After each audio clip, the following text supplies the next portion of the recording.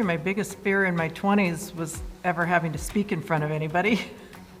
That's probably true for you. Yeah, I was very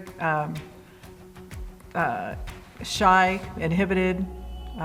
Couldn't even imagine having to speak. We had to take one class when I was in college before I got into dental school, and it was like a speech class, and I waited to the very last quarter of the last month of the last to take it because I just despised it. I hated it. It scared me to death.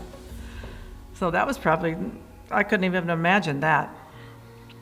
I would say my greatest fear, as you know, we got married early, so was probably financial, and how we were going to provide for our family, our children, and never thought about grandchildren at that point in time. We thought about our kids, how we were going to provide them with a great life, not just a life, but something great.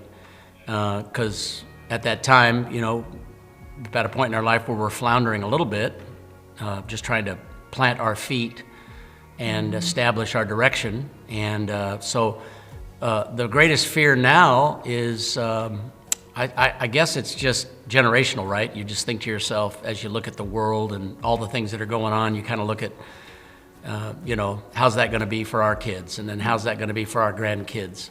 Probably pretty much like my grandmother thought about us, and my mother thought about us, and our parents thought about us was, what's going to happen to our kids in this generation, and with all the issues going on in the world, when we're not here, will they be able to make it? And if you just establish the right principles and the right ideals in them, that they're going to be fine and they're going to make good decisions. Yeah, just teaching them the right foundations that they can live off throughout their life.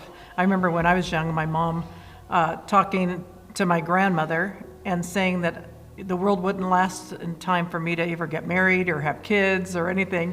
And here now we have grandkids. So you got to plan on living.